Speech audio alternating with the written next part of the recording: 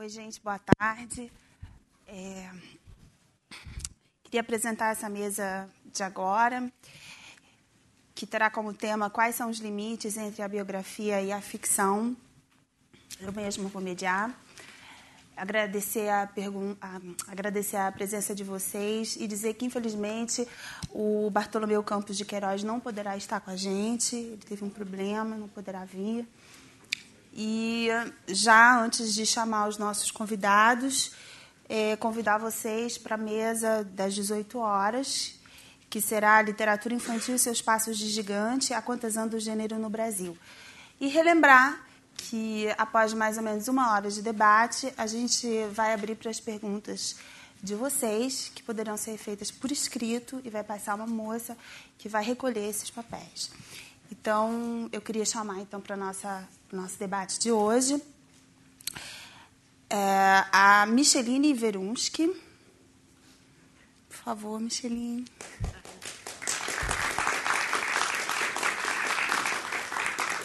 A Tatiana Salem Levi.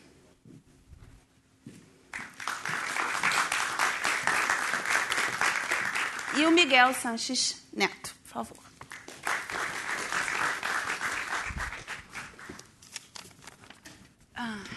Bom, gente, seguindo, então, o nosso esqueminha aqui que a gente montou no encontro de interrogação, eu vou fazer 2 perguntas gerais e depois, então, a gente faz as perguntas específicas. Antes disso, eu vou fazer uma brevíssima apresentação dos convidados dessa mesa. Aqui do meu lado tem a Micheline Verunski. Ela é escritora, formada também em História, publicou os livros de poesia O Observador e o Nada, Geografia Íntima do Deserto, finalista do Prêmio Portugal Telecom de 2004, e A Cartografia da Noite. Ela já tem pronto um romance, já está escrevendo o segundo, né? No meio temos Tatiana Salem Levi, ela é escritora, doutora em literatura pela PUC do Rio, publicou o romance A Chave de Casa, pela Record, que recebeu o Prêmio São Paulo de Literatura 2008 na categoria Melhor Livro de Autor Estreante. Em outubro, agora, ela já lança o segundo, que se chama Dois Rios. Miguel Sanches Neto, escritor, professor do EPG, lançou, entre outros, os romances Chove sobre Minha Infância, Um Amor Anarquista, todos da Record, e o livro de contos Então Você Quer Ser Escritor, e muitos outros trabalhos, entre livros escritos e outros organizados. Bom, gente, eu queria abrir a nossa conversa, que é sobre esses limites, né, entre biografia e literatura, lembrando novamente Clarice Lispector, que ela, uma vez ela escreveu mais ou menos assim, não foi exatamente com essas palavras, mas ela disse que, mesmo falando de assuntos absolutamente objetivos, no final sempre percebo que me delatei. Então, eu queria jogar esse questionamento para vocês. E vocês? Quais são os limites entre a biografia e a literatura? Vocês temem uma aproximação com a própria vida? Já recuaram em momentos em que o texto estava se aproximando muito perigosamente da subjetividade? E, por fim, é um risco interno e um risco externo também, incorporar vivências pessoais na literatura? Micheline, você podia começar? Posso, sim. Boa tarde. Quero agradecer ao Itaú Cultural pelo convite, a Cláudia Nina, a Tiago Rosenberg, que são os curadores do evento. E, pensando nessa pergunta, eu vou direto para o que Pessoa diz, né? Poeta é um fingidor, finge tão completamente que chega a fingir que é dor, a dor que deveras sente. É vida, tudo é vida. Agora, ela só me interessa se ela é transfigurada pela arte. Então, eu não acredito numa literatura que se separe da vida, mas também não acredito numa literatura que não esteja transfigurada pela experiência artística. Então, eu acho que o meu olhar a minha vivência, o meu ser fincado na contemporaneidade, ele está lá no que eu escrevo, mas não sou eu. É um outro que eu invento a partir de mim e a partir do meu olhar. Eu acho que isso dá uma outra noção do que vem a ser essa literatura que tem esse viés, vamos dizer, biográfico. Não é confessional. Em nenhum momento eu me confesso. Porque literatura, para mim, na minha experiência, não é lugar de se fazer confissão. Não é o eu vivi. É eu faço, eu transformo, eu trabalho e eu dou uma outra cara para isso. Eu acho que essa é a grande sacada, entendeu? E já houve momentos em que, por exemplo, essa passagem que você falou, a gente precisa transfigurar, né, a vida na arte.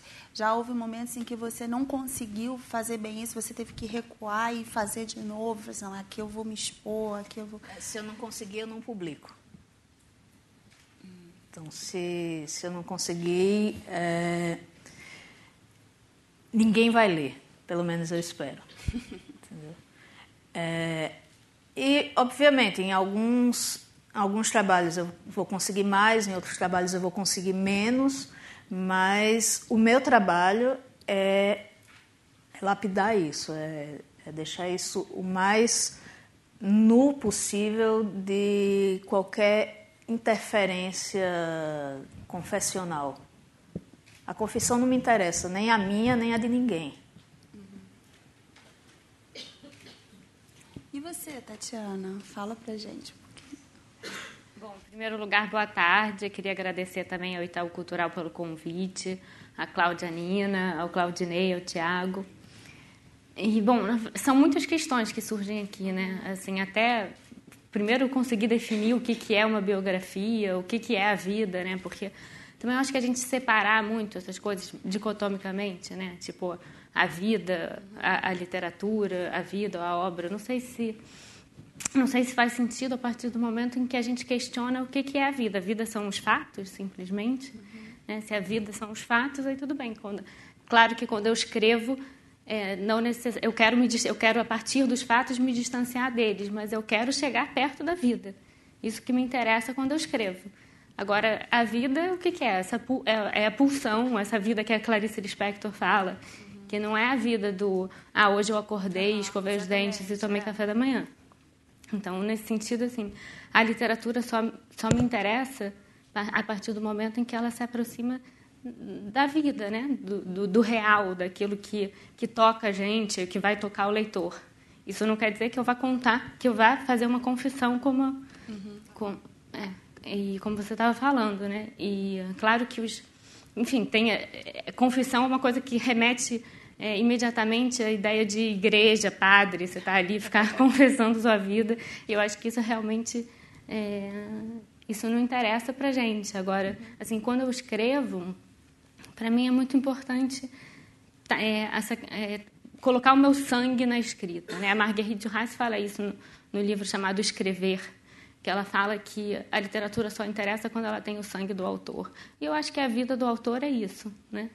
Nesse sentido, você colocar o seu sangue no que você está escrevendo. E depois, claro, que você vai transfigurar isso, né? Você vai transfigurar em arte, né? Você pode, a partir de fatos reais, contar uma história, mas eu não sei se... Porque a gente diferencia muito essa coisa, né? O romance que fala de dados, de fatos que aconteceram, o romance que fala de fatos que não aconteceram. Eu não sei se existe essa distinção assim tão clara. A partir do momento que você traz isso para a literatura e que você trabalha com a linguagem, porque eu acho que o dever do escritor é, sim, trabalhar com a linguagem, né? É encontrar a melhor maneira de dizer o que ele quer dizer, né? Encontrar a melhor maneira de chegar perto da vida. Mas aí eu acho que fica... Eu não sei se faz mais sentido hoje a gente ficar diferenciando. Eu acho até que no Brasil existe um certo preconceito com essa coisa na crítica, né? No público não, mas na crítica. Essa coisa do autor partir de experiências, né? E eu não sei se... E, ao mesmo tempo... Eu falei do risco também, quer dizer, o risco interno de você se expor para você mesma e o risco externo, que é justamente esse olhar da crítica. Mas, ao mesmo tempo, essa mesma crítica fala o tempo todo de Em Busca do Tempo Perdido, do Proust, como é que você vai diferenciar isso, entendeu? É uma autobiografia, não é uma autobiografia no sentido clássico que a gente dá à palavra, né? Tem um teórico chamado Philippe Lejeune, que é um teórico francês, que faz essa distinção entre autobiografia e depois fala de autoficção, ou de ficção sem o auto, que ele diz que a autobiografia ela estabelece um pacto com o leitor de que o narrador e o autor e o personagem são o mesmo, né? Então, você estabelece esse pacto, digamos assim. Claro que os pactos existem para serem rompidos também, né? Então, eu acho que toda a autobiografia, num certo sentido, é uma ficção, porque a partir do momento que você escreve, você está transformando os fatos, né? Mesmo que a escrita não seja uma escrita literária, você é alguém que está escrevendo, está partindo de um ponto de vista, ou está criando outro ponto de vista, tem um trabalho com a linguagem e você está mudando os fatos. Mas, então, acho que, nesse sentido, toda autobiografia é meio ficcional e toda ficção é meio autobiográfica. Mesmo que você invente uma história completamente que não exista, que se passe num lugar que você não conheça, com pessoas que você não conheça, você está escrevendo aquela história, então aquilo faz parte da sua vida, né? Eu acho que, nesse sentido, toda escrita é também autobiográfica. E né? já houve algum momento em que você, nesse processo, você tenha recuado e falou assim, não, aqui eu acho que eu não vou falar exatamente assim, eu vou jogar mais tintas de ficção para eu poder eu mesma me diluir disso aqui, eu não quero me expor tanto. Você já teve que fazer esse recuo? Já recuei várias vezes, principalmente em relação aos outros, mais do que em relação a mim mesma, porque eu não me importo muito depois quando eu escrevo, se as pessoas acham que isso aconteceu ou não aconteceu comigo, sabe? Eu acho que para mim essa não é a questão, sabe? Você diz para poupar personagens que se eu estiver falando de alguém que eu conheça, ou sei lá, alguma coisa assim, então eu posso... Claro que se alguém que conheço já é completamente transfigurado, mas se eu achar que tem alguma coisa que os outros vão reconhecer, aí eu recuo em relação ao outro, né? Mais do que em relação a mim mesma. Mas você falou de recuar em relação a um perigo Não, é isso mesmo que você falou. Assim, recuar, por exemplo, aqui eu carreguei demais na realidade do que eu vivi ou das situações. Então, eu vou jogar mais tinta de ficção para poder disfarçar. Porque eu acho que as coisas não são assim tão dicotômicas, entendeu? Não são o que eu vivi e o que eu escrevi. Eu acho que essas coisas se misturam. Então, eu acho meio complicado dizer isso. Vou recuar. Na verdade, eu tento não recuar. Para mim, escrever é não recuar. Isso não quer dizer chegar perto dos fatos, entendeu? Mas chegar perto da vida no sentido mais de potência que eu estava falando no início, entendeu? Eu acho que porque você usou a palavra perigo, né? Tipo, recuar diante do perigo da subjetividade. Eu acho que a graça da literatura é o perigo, né? E a gente cita o Guimarães Rosa, que todo mundo conhece, que escrever é muito perigoso, e é isso. Então, eu acho que quanto mais perto eu estou do perigo, mais eu quero mergulhar ali, entendeu? Mais me interessa escrever, sabe? Então, não me interessa fugir do perigo, nem fugir da subjetividade, mas aí também a gente pode... subjetividade é outro termo para a gente questionar, né? Então, enfim, depois a gente continua conversando. Miguel, vamos lá. Tá. Boa tarde a todos. Queria agradecer o Itaú Cultural, mas agradecer especialmente nossa querida Cláudia Nina, que tem sido uma anfitriã fantástica dos escritores aqui no Itaú Cultural. Eu vou começar falando eu vou um pouco na linha do que a Tatiana falou. Eu tenho uma implicância muito grande com essas distinções entre o que é confessional, o que não é confessional, o que é arte, o que é vida, etc. Todas essas palavras que são muito bonitas e que permitem uma tentativa de pensamento, elas acabam tendo uma função de exclusão e acabam trazendo dentro de si uma negação do outro. Eu vou começar falando um pouco, e não gosto absolutamente da expressão autobiográfica ou literatura autobiográfica, porque parece que essa adjetivação produz um rebaixamento na palavra, no substantivo literatura.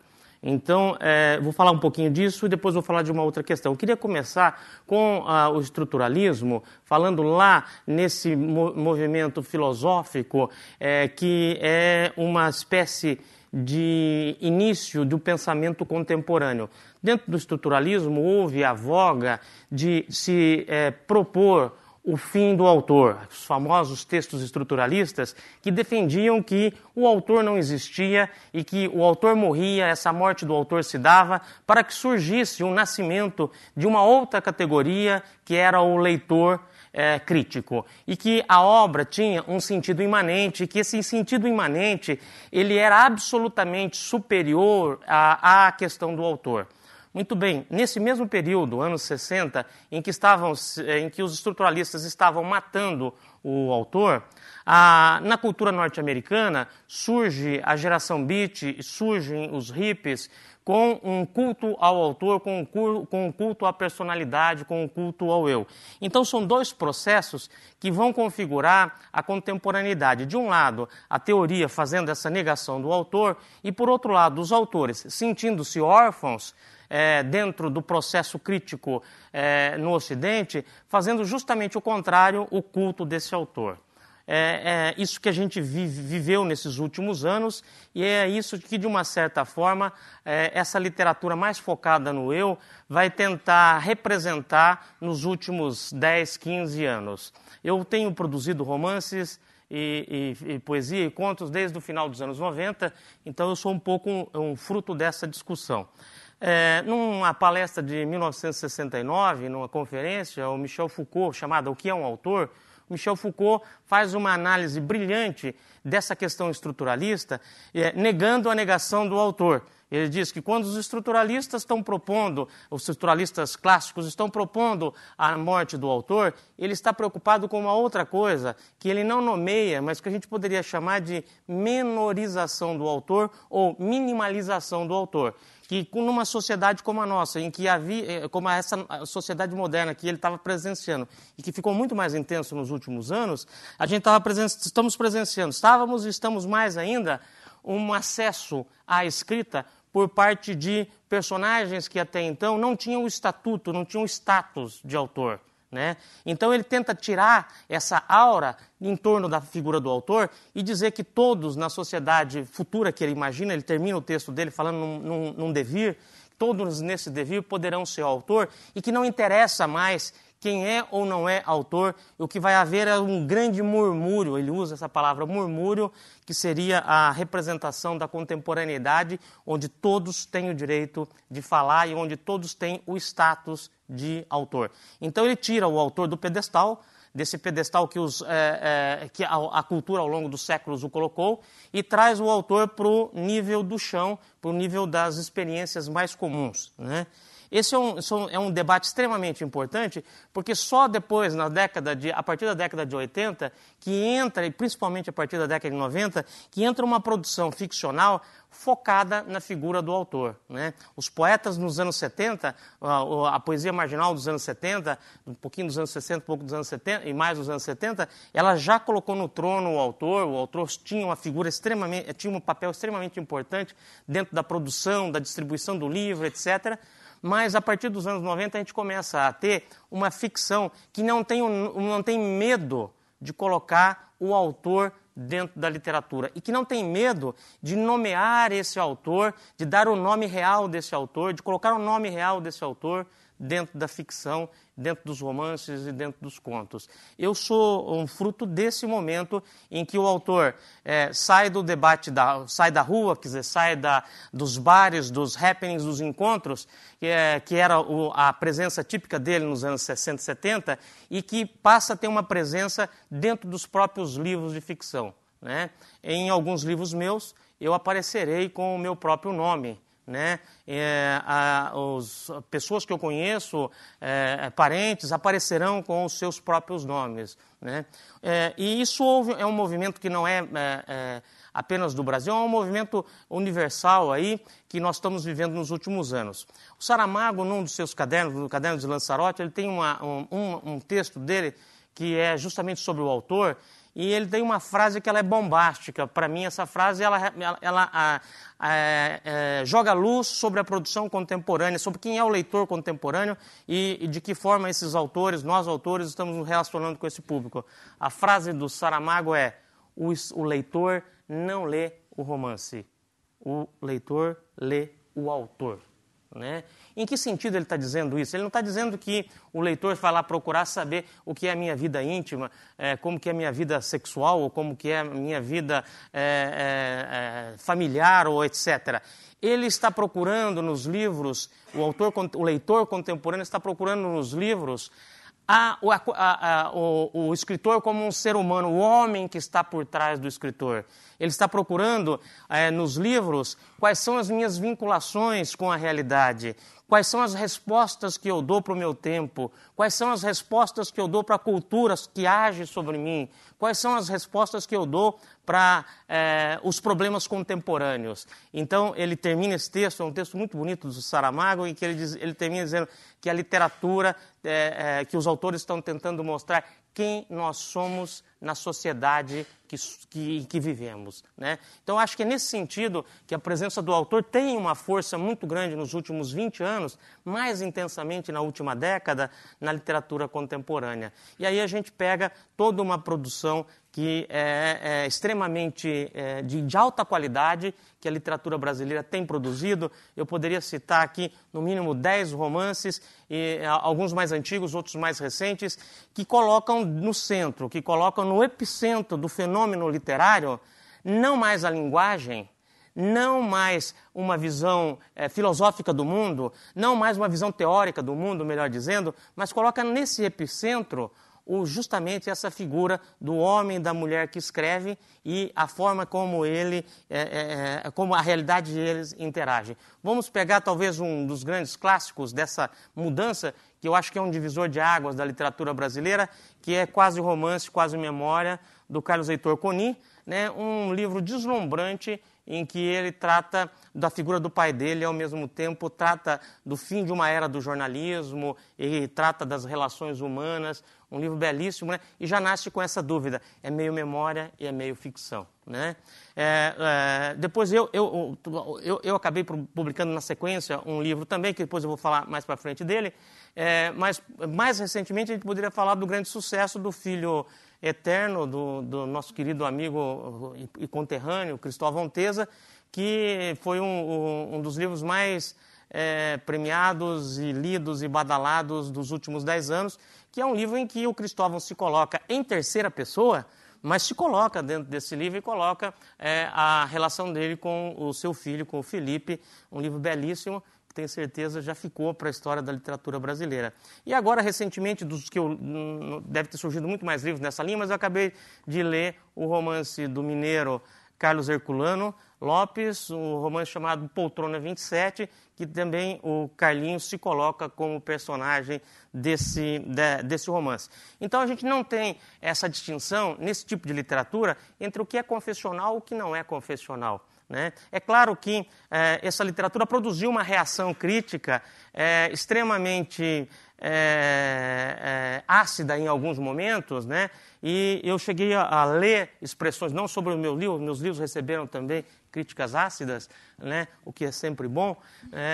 Depois que a gente supera o trauma, é sempre bom. Né? Enquanto a gente está nocauteado no chão, é difícil, mas depois a gente vê que foi bom ter recebido aquela porrada daquela ou daquela outra figura. Mas a expressão que eu tenho visto aí, eu vou citar uma frase de um amigo meu até, não vou citá-lo aqui, mas revelá-lo. Ele diz: a literatura brasileira não é boa porque nasce do cerne da experiência. Quando eu li essa frase, eu falei, então ele queria que nascesse do quê? Se não fosse do cerne da experiência. Se nós não produzirmos a partir do cerne, já não é boa literatura, né? Porque é justamente do cerne, naquele lugar mais profundo, naquele lugar mais recôndito da gente, que a gente esconde socialmente, é que estão os grandes temas literários. Tá? Então ele nasce do cerne. E nasce da minha experiência como ser humano. É claro que a literatura tem que nascer da minha experiência, não tem como nascer de outra questão. Então, eu acho que nós estamos vivendo um momento extremamente importante de mudança de um tipo de conceito de arte, de um tipo de conceito de ficção, de um tipo de conceito de literatura, que fazia uma exclusão. Arte é uma coisa, vida é outra, né? E a Cláudia citou aqui a Clarice, né? A Clarice tem aquela famosa frase, né? Nenhuma literatura vale a vida de um cachorro ou qualquer coisa assim, né? Quer dizer, mais vale cachorro morto do que o não, ela fala alguma coisa da vida ter mais importância do que a literatura. Eu não diria que ela tem mais importância, a vida tem mais importância, mas elas estão imbricadas, são questões que estão ali, é impossível, né? O Ricardo Silvestrin, que é um escritor lá do Rio Grande do Sul, né? Eu ouvi ele falando uma coisa muito boa, ele diz assim, para essas pessoas que dizem que a arte é uma coisa e vida é outra, onde eles colocam a arte? Eles colocam na própria vida, está presente na própria vida.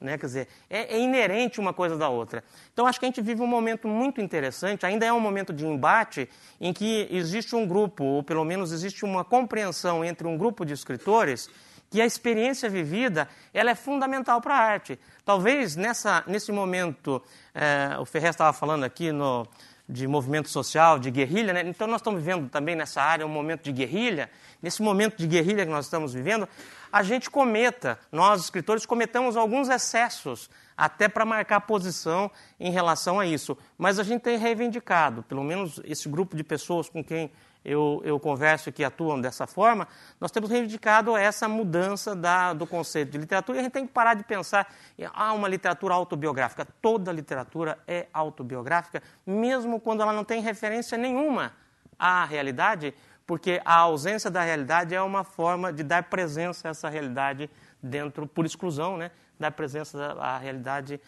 dentro da obra de arte. Então, esse termo, o adjetivo autobiográfico, ele é pequena e ele é nocivo. Eu adorei ser convidado para essa mesa porque eu queria dizer justamente isso, né? Que é um adjetivo e é um conceito que atrapalha muito a literatura e que presta um desserviço para a literatura. Toda literatura é, em essência, autobiográfica. Aí é o que a resposta, de que forma nós vamos responder isso, se é transfigurando de uma maneira essa experiência, se é explicitando essa experiência dentro da literatura, quer dizer, aí é a fórmula que cada um vai ter que tentar resolver, é uma coisa muito difícil. E que aí sim, aí nós vamos julgar se eu conseguir fazer uma boa arte, uma boa literatura, ou se eu não conseguir. Mas daí é no varejo. Né? O que nós não podemos é achar que uma literatura é autobiográfica e que, portanto, a presença da vida pode significar algum demérito somente por estar presente a vida naquela literatura. Não tem demérito nenhum, a gente vai ter que avaliar caso por caso. Desculpa se eu me excedi, Cláudia. Não, imagina, uma aula para todo mundo. Pensando nos conceitos, né, Miguel, eu penso que eu estava conversando com a Tatiana a respeito do conceito de autoficção, né, que está sendo muito falado e tal. Gostaria de ouvir um pouquinho vocês sobre isso. Gostariam de comentar sobre essa questão, o conceito de autoficção. Vou só retomar algumas coisas assim que o Miguel falou, discordando de alguns pontos. Ótimo. Que bom. Não, que eu acho que é importante a gente contextualizar também o texto do Barthes da morte do autor, que ele citou, porque é um texto fundamental para a crítica, justamente porque no século XIX, a crítica literária, ela lia, mesmo no início do século XX, ela lia o texto a partir da vida do autor. Eu acho que isso é muito diferente do que da proposta que a gente está colocando aqui na mesa, porque você querer explicar os personagens, porque o autor... entendeu? Se você querer contar os fatos da vida do autor e explicar a obra a partir dos fatos da vida do autor, eu acho que isso realmente não tem interesse. Né? Eu acho que isso não importa, você explica. Isso diminui a obra.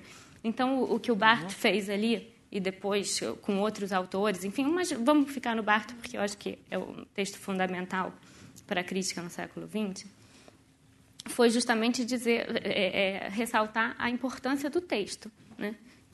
da existência do texto. Claro que ele não estava querendo dizer que o texto não tinha sido escrito por ninguém, que o autor morreu enquanto pessoa física.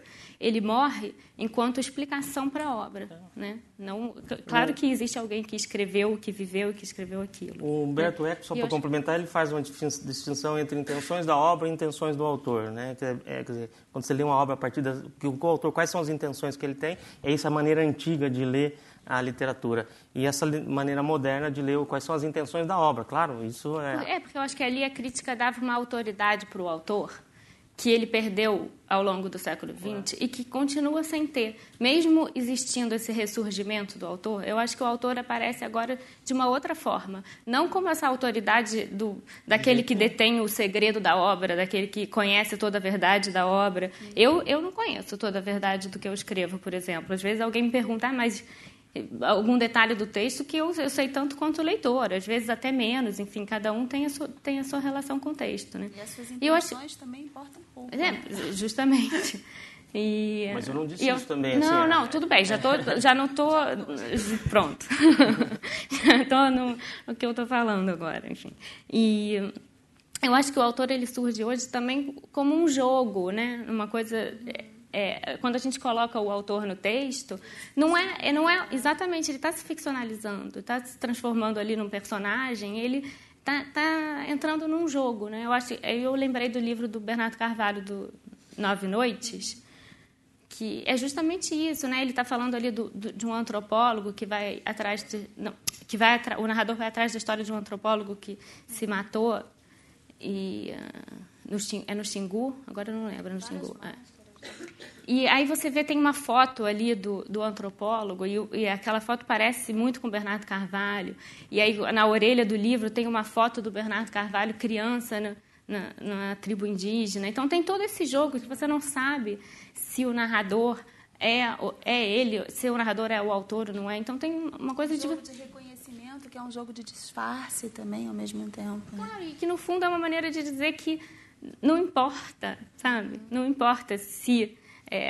não importa chegar a uma verdade no final, né? A você chegar a uma conclusão no final de que, então realmente o Bernardo Carvalho viveu isso, então o narrador é... Não é, a ideia não é reduzir a literatura. Eu acho que quando a gente traz o autor de volta, é justamente uma ideia de você expandir as possibilidades de sentido, de significado para aquela obra. Eu acho que isso atende também a uma força, uma energia que a gente vive atualmente, né? Tudo é ficção. Tudo é ficção. E nada é, não é verdade?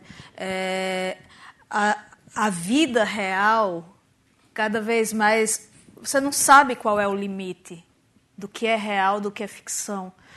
E nós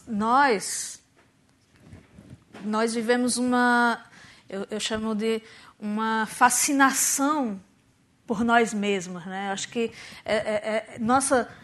vou falar de uma forma geral, a nossa geração, né, isso abarcando várias gerações, é uma geração encantada por si mesma, encantada por suas demandas, encantada por seus conflitos, encantada pelo universo que nós somos, né?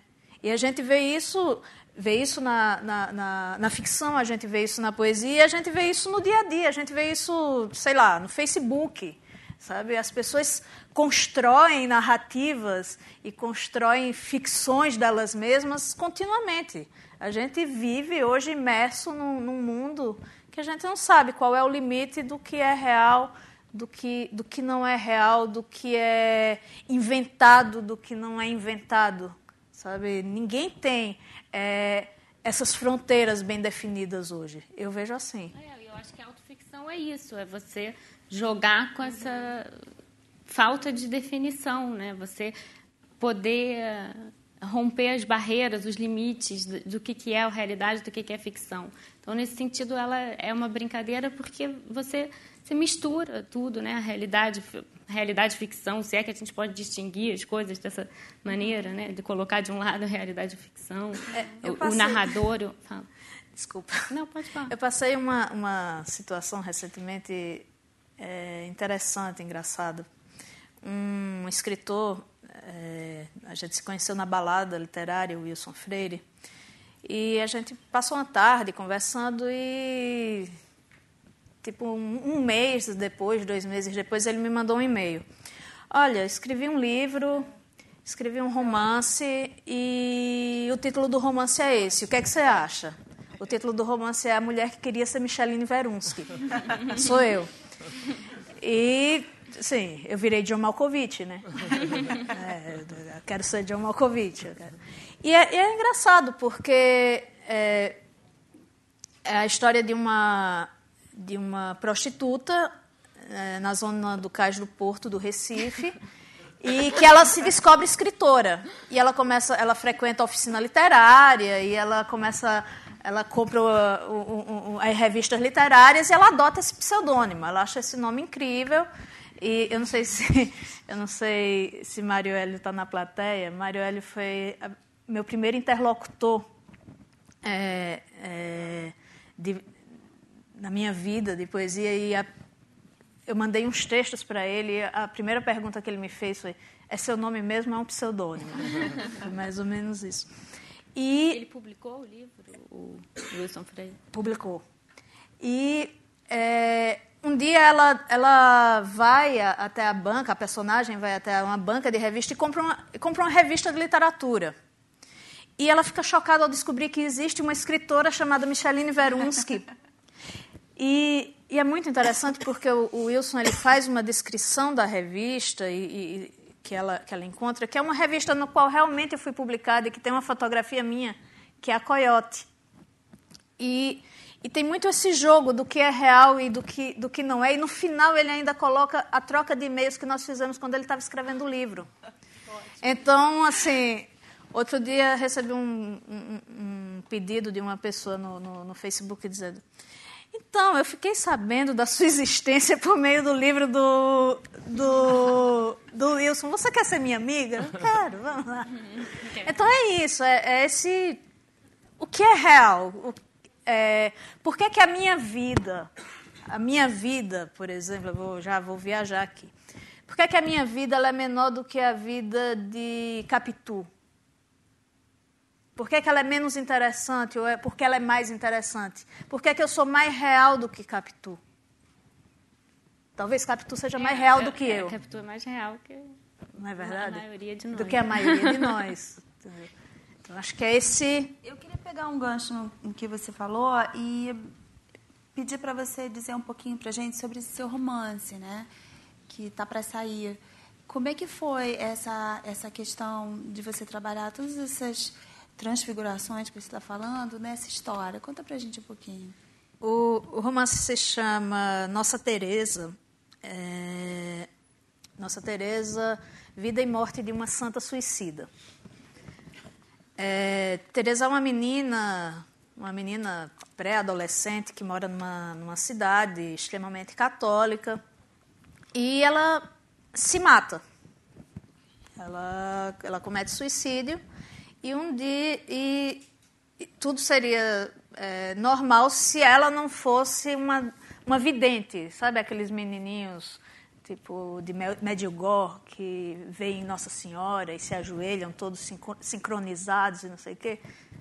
Ela acredita que ela a família dela não acredita, mas o entorno dela, a Igreja Católica, acredita na santidade dessa menina. E, na verdade, é menos a história dessa menina e mais a história da cidade que cresce em torno dessa morte.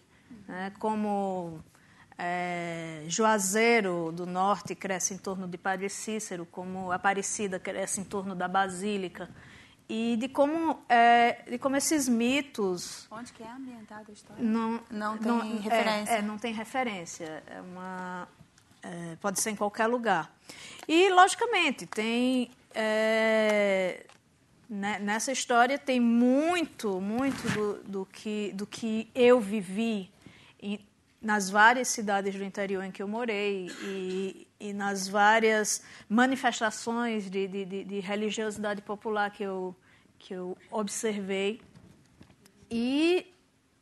Mas, ao mesmo tempo, logicamente, sou eu, mas não sou eu. O meu narrador é um velho e ele, inúmeras vezes, ele me choca porque ele é de uma arrogância, sabe? Ele quer ser Deus, né? E por aí. E você já está escrevendo um segundo, né? Eu tomei gosto pela coisa. E como é que foi? Foi tranquila essa passagem ou Então, foi tortuosa? Eu sempre achei que, por um bom tempo, eu sempre achei que eu era poeta, só poeta apenas e tal. E eu comecei a escrever poesia com 10 anos de idade, meu primeiro poema e tal. Mas meu pai, um pouco antes de falecer, ele encontrou, remexendo, ele estava como é que chama? Reconstruindo, reformando a casa, e ele achou um caderno meu em que havia um romance anterior aos 10 anos. Entendeu? Então, não existe uma passagem. Sempre estava ali. Eu sempre escrevi contos e tal, e eu não lembrava. Na verdade, eu acho que são 2 romances pré-adolescentes, entendeu? Então, não houve uma passagem. Talvez tenha havido mesmo uma... sei lá, um exercício. Mas você nem se lembrava mais desses escritos? Não, nem lembrava. Bacana isso. E não vai retomar essas histórias ou ficou perdida? Sabe que eu não vi essas histórias ainda. Meu pai faleceu em outubro passado e ele havia me falado desse caderno um pouco antes dele falecer e eu não tive a oportunidade de pegar o caderno. Próxima semana eu vou voltar para a minha cidade e aí eu vou pegar finalmente o caderno, vou ver tudo. Eu nem sei do que se trata, na verdade. Você mora em São Paulo tem muito tempo? Faz 8 anos. Mas as suas referências, quer dizer, o primeiro momento que você, depois dessa sua experiência inicial de 10 anos, quando você se volta, você inicia esse processo de narrativa, você volta para essas suas origens, né? Assim, de onde você veio. Sim, sim. Eu acho que isso isso não se retira, isso não sai de você, entendeu? Você carrega a sua aldeia para onde você for. Minha aldeia está comigo, ela está transfigurada, né? Mas ela está comigo. Sabe? É como o Ferrer estava dizendo, sabe? Onde ele vai a fotografia da favela por trás dele. Onde eu vou, vai minha aldeia. Falando dessa questão do processo, Tatiana, de construção, eu queria que você falasse para a gente como é que foi, porque uma vez eu li uma entrevista sua que eu achei muito bacana, você contando, eu adoro ouvir essas histórias, assim, de como que os romances foram criados, assim, e você contou na época que você espalhou, assim, porque é um romance de estrutura, tem uma estrutura, assim, que você tem que compor e tal, que você espalhou, assim, no chão, né, do apartamento, e compôs, assim mesmo. Conta pra gente, assim, um pouquinho sobre isso. Eu estou me referindo à chave de casa. Esse é o final do processo já, a hora do... Teve antes. Não, porque... Então, conta desde o início. Começa... Tá. Não, bom, a chave de casa conta a história de uma personagem que vai em busca da chave da casa do avô na Turquia, né? Ela recebe essa chave e vai em busca... Bom, isso é uma das histórias, mas são várias narrativas. E eu ouvia desde criança a história dos judeus sefaraditas que tinham sido expulsos da Península Ibérica na época da Inquisição e foram, na maioria, para a Turquia, para a Holanda, para o norte da África, e eles levaram as chaves das suas casas, na esperança de um dia poder voltar. Porque, bom, durante séculos, árabes, judeus, católicos viviam em harmonia na Espanha e em Portugal. E essa chave era passada de geração em geração, sempre nessa esperança de um dia voltar. E eu ouvia a história de um tio-avô meu que tinha a chave e tinha saído da Turquia, tinha ido para Portugal e tinha conseguido provar que a família tinha sido expulsa e que a casa, enfim, a chave ainda existia. E ele, de fato, conseguiu a cidadania portuguesa por isso, foi reconhecido e tal. Então, uma história que com a qual eu convivia em diferentes momentos da vida, até porque eu não tive avô, e esse tio-avô é uma pessoa que eu encontrei 2 vezes na vida, porque ele morava em Portugal, mas ele veio para cá 2 vezes.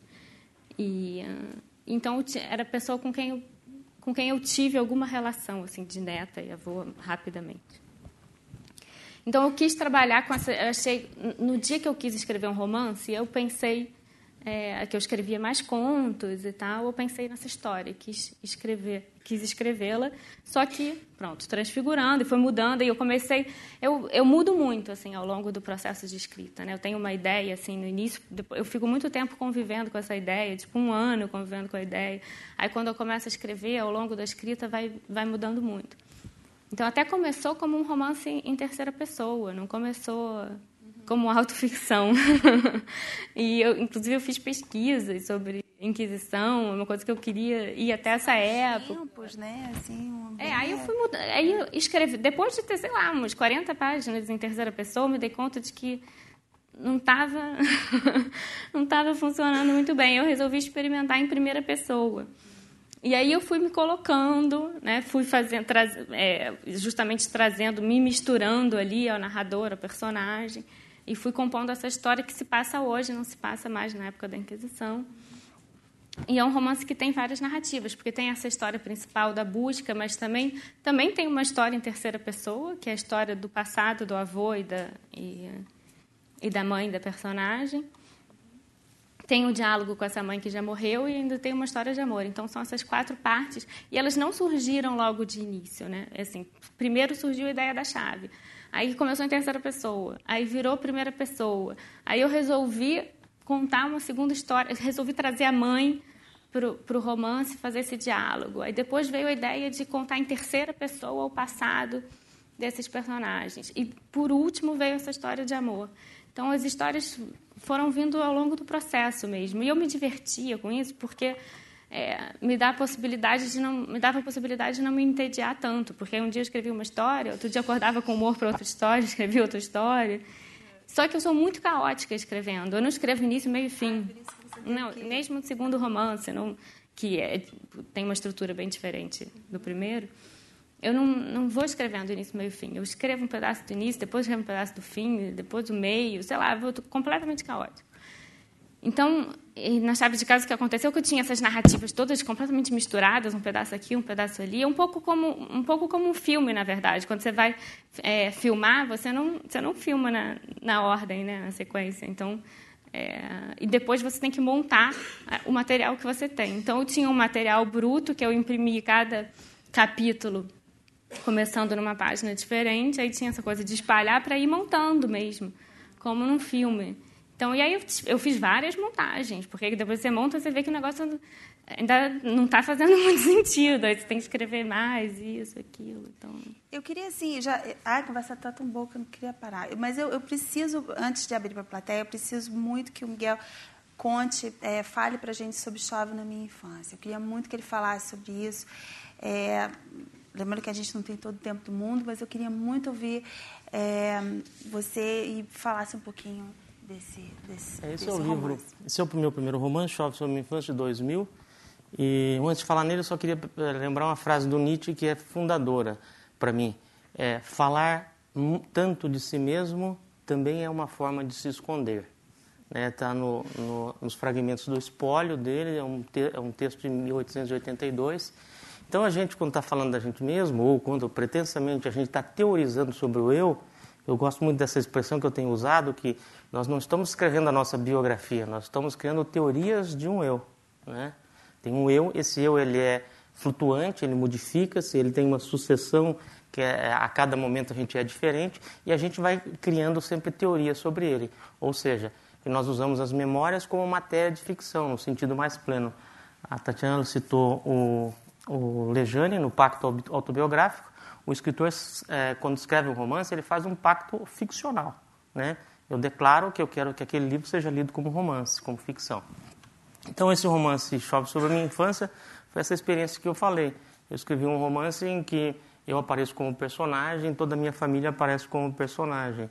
E a história é um livro que tenta falar um pouco como nasce o escritor numa família de analfabetos no interior do Paraná, uma família que tinha ido para lá para desbravar, para derrubar as matas e para construir a sua vida a partir da agricultura. E nasce nessa família uma pessoa, quer dizer, nasce uma vocação que é uma vocação para a literatura. Então, o romance é declaradamente a partir da minha história. Eu até usei como epígrafe um texto do Hélder Macedo que ele diz: esse livro não é sobre mim, esse livro é a partir de mim. Né? E eu tentei fazer esse romance a partir dessa história que eu conhecia.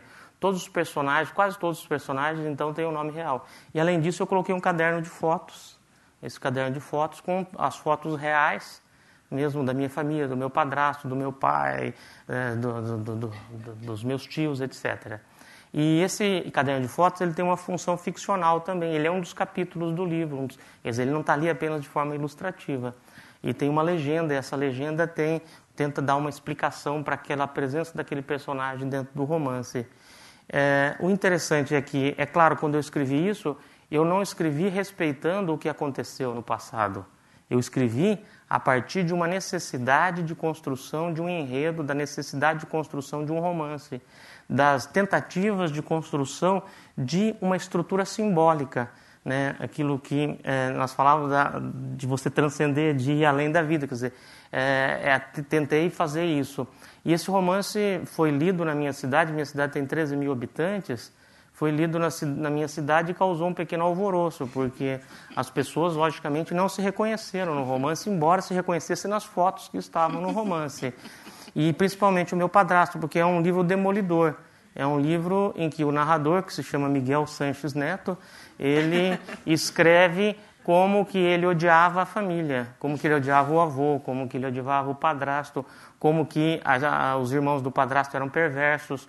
Conta, inclusive, que o pai desse personagem, o pai do Miguel Sanches Neto, morto quando ele tinha 4 anos de idade, tinha se envolvido com um roubo, o roubo de uma carga de café. E é claro, isso tudo causou muitos problemas.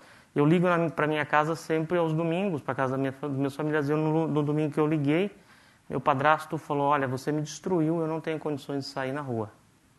Depois desse livro, eu não tenho condições de sair na rua mais. E não sei por que você fez isso, mas não tenho mais condições. Bem, passam-se alguns dias, eu converso com ele no domingo seguinte, e daí ele disse: no último capítulo você levanta a minha bola, e eu acho que o livro não é tão ruim assim. Né? Passados 10 anos, hoje, todas as pessoas que chegam em casa, você tem que ler o livro do Miguel. Esse livro é sobre a nossa cidade, é sobre a nossa família, né? É sobre... esse livro aqui tem uma foto da minha mãe, ele diz, está lá na página tal, etc. Então já houve também uma transfiguração na própria leitura do romance, né? E o grande problema desse romance é que as pessoas liam e dizem: isso não aconteceu exatamente assim, isso não é bem assim, você mentiu ali, aquela tal coisa não funciona, não corresponde à realidade. Mas felizmente era isso realmente que eu queria.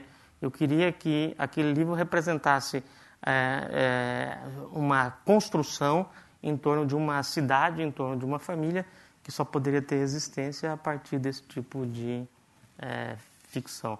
E só para fechar, o Paulo Franchetti, que é professor aqui da Unicamp, diz sobre esse livro que é um livro que levou ao extremo essa indefinição entre ficção e realidade. Ao extremo por causa dessa utilização das fotos e por causa dessa presença muito forte dos nomes próprios dentro do romance.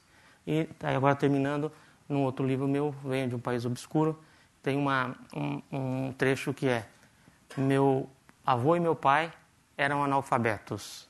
Como pesa esse nome, Miguel Sanches Neto? Então, o peso desse nome é muito mais forte. Eu tentei, o peso desse analfabetismo dentro da família e dentro do meu próprio nome é que eu tentei transportar para o romance e não propriamente escrever as memórias da minha família, né? Mas tem aquela ressalva que diz assim: os personagens desse romance não correspondem a figuras reais, etc. Tem o Sebald também, o escritor alemão, você conhece, que trabalha com... Eu estava lembrando do Sebald. Tem O essa Sebald coisa usa as das fotos, né? mas ali ele faz uma indefinição até maior. É até maior porque você não sabe o que é foto real dele e o que ele é ficcional, né? Mas é muito interessante.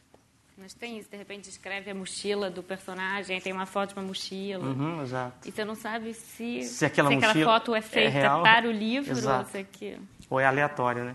Nossa, tem tanto, as perguntas estão assim densas. Vamos procurar ser breve nas respostas. Para o leitor, enfim, há alguma diferença? O que muda para ele se a personagem de determinado romance reflete ou não a experiência de vida do autor? Você podia responder, Micheline? Eu acho que só o leitor pode responder isso, né? Henry Miller não é personagem dos próprios livros, autobiografia ou não? Peraí, já foi respondida aquela, Já. então. Tá. Não, é porque são muitas. E eu ainda queria pedir para a Micheline ler um poeminha no final, então... Quer responder, Michel? Miguel?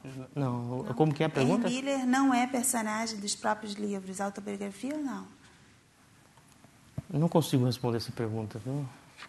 É parte da experiência, mas, enfim, eu acho que toda a discussão aqui... Eu volto àquela ideia, né? Se o autor declara, faz um pacto de leitura com o seu leitor, que aquele livro é ficção, a gente deve tentar ler aquilo como ficção, dizendo se é boa ou ruim, se, etc, etc. Porque eu acho que os pactos existem para serem rompidos quebrados, também, claro. né? Para serem quebrados. Pode então, quebrar. É isso. Eu não sei, muitos leitores Mas às vezes vêm conversar comigo achando que leram a minha vida, entendeu? E você aceitaria? E aí, mas muitas vezes isso acontece. E aí, se eu falo que eu nunca tive um avô, a pessoa fica, como assim você nunca teve um avô? E tem umas historinhas assim também, tipo, tem uma tia-avó que leu o livro e aí depois eu soube pela filha dela que ela tinha ficado meio decepcionada porque ela tinha achado que era a história que eu estava contando a história da família e que não tem a história da família. Então, é tudo... Enfim, existe para ser rompido também. Cada um lê como quer. Eu acho que não tem que... Né, essa coisa de estipular. Claro, você coloca ali, né, que é um romance, porque você quer que aquilo seja lido como um romance. Porque para você... É um romance no sentido, eu acho que do trabalho da linguagem, né? Assim, eu acho que isso define a questão de ser um romance.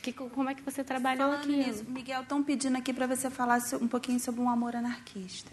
Amor Anarquista é um romance histórico sobre os italianos que vieram para o Brasil, para o Paraná especificamente em 1880, para criar a colônia anarquista.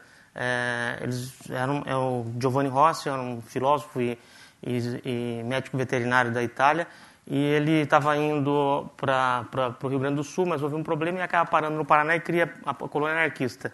E quando eu soube dessa história, eu me interessei muito por ela, porque naquele momento a proposta dessa colônia é que as mulheres, para matar a propriedade, tinha que acabar com o conhecimento da paternidade.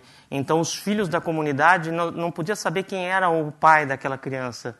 Porque se soubesse quem era o pai, nós, egoisticamente, protegeríamos os nossos filhos em detrimento da comunidade. Então, a proposta era ousada e o Giovanni Rossi, como cientista, dentro daquela visão do século XIX, ele aplica no próprio corpo o remédio que ele inventou ali. Então, ele faz uma experiência de amor aberto, de amor poliândrico, como ele chamava, e ele vive ele mais 2 homens com a mesma mulher, e essa mulher tem filhos desses 3 homens sem saber quem era filho de quem. E eu achei isso extremamente interessante, essa ideia justamente da mulher estar no centro de uma revolução social e o apagamento da paternidade era o fator determinante. Hoje, com o DNA, com o exame de DNA, não teria nenhum sucesso isso. E eu conto, então, a história dessa colônia que durou 4 anos, não teve sucesso nenhum do ponto de vista de experiência socialista e anarquista, mas que me chamava muita atenção isso, cruzar o oceano para fazer uma experiência dessa dentro de uma sociedade absolutamente selvagem como era aquela em que eles chegaram. E esse é um livro que não é autobiográfico de forma alguma, né? Mas ele só é autobiográfico no sentido que eu conheço a sociedade rural e para mim foi bastante fácil descrever aquele universo rural. É engraçado, rapidinho, só que a gente se contradiz muito, né? Porque a gente fica a mesa toda falando essa coisa do auto. De repente eu vi fazendo isso também. Fala, não, mas esse não é autobiográfico. Eu nego. Eu Enfim. nego o autobiográfico e afirmo. A gente está com um tempinho assim. Eu só queria pedir a Micheline, ela vai ler um poema pequenininho, mas é importante para a gente finalizar. Chama Biografia, né, Micheline? Você podia ler para a gente? E aí, depois dessa leitura, então, a gente finaliza a mesa. Já deixo aqui meus agradecimentos pela presença de vocês. Biografia.